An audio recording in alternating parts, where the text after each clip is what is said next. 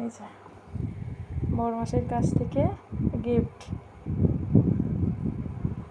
আমাদের তো আর মধ্যবিত্ত পরিবারে সোনা পরার ক্ষমতা নেই, সেই জন্য আমি রূপোর নোয়া একটা দিয়েছে আমাকে।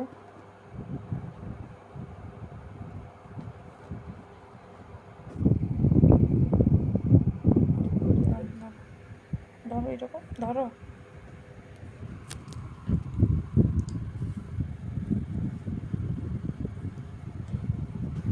আমার আগের যে রূপোর নোয়াটা ছিল সেটার মুখ ভেঙে গেছিলো, দোকানে চেঞ্জ করে দিতে বললাম, কিন্তু বললো যে চেঞ্জ হবে না রূপোর জিনিস, সেই জন্য আবার নতুন করে নিতে হলো। কেমন হয়েছে?